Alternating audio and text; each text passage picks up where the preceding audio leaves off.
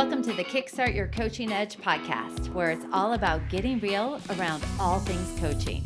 And what we know for sure is that what got you here won't get you there. You can't see the spinach in your own teeth.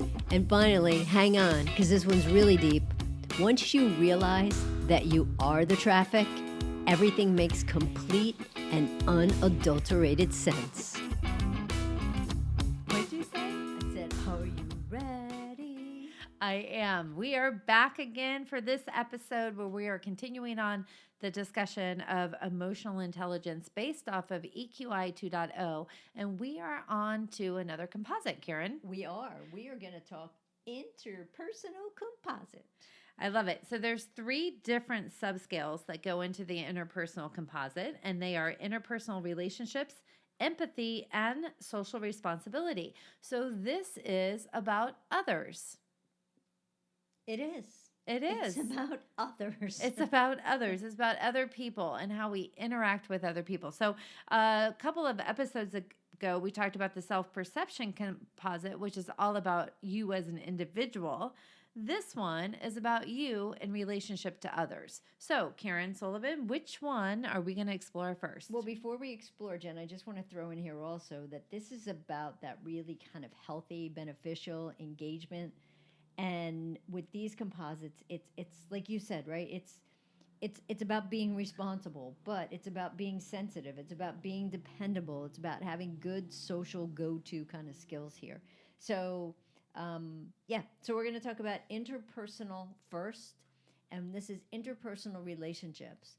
And this relates to your ability and tendency to give and receive trust and compassion, and to establish and maintain mutually satisfying personal relationships. Yes.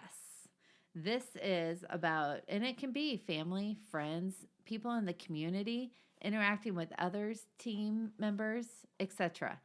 So this is, you said some great words here. You said trust and you said compassion. So part of this is also your ability to be vulnerable in situations. And oftentimes people are not vulnerable because they're trying to avoid an uncomfortable emotion if something goes awry.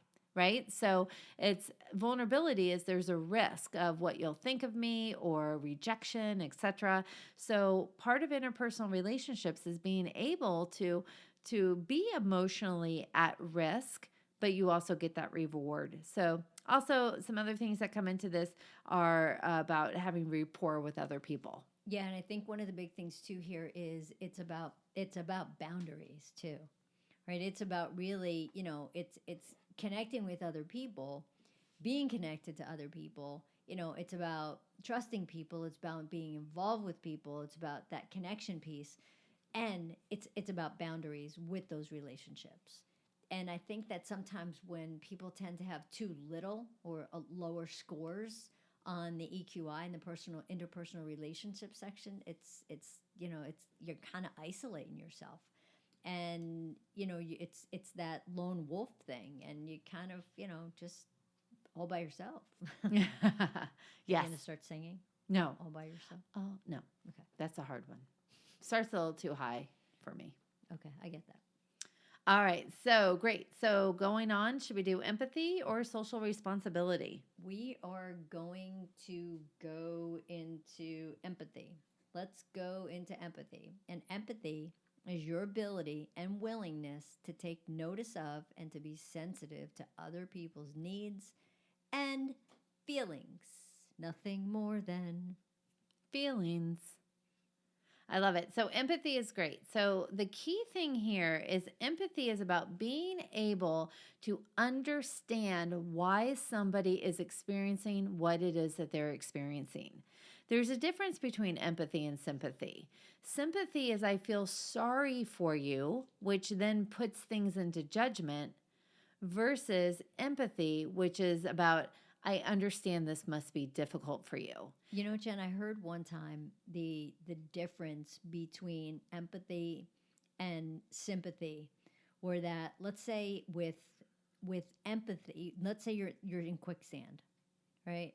And somebody with empathy is going to be there with you and is literally they're going to help you, right? They're going to help you with what the hell are you doing? I was acting it out. Oh.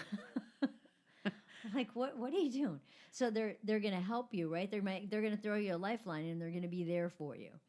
Sympathy, on the other hand, is they're going to jump in that quick stand with you and they're going to give you a hug, right? They're going to be so in it with you that it changes and it's not really beneficial to either of you at that point.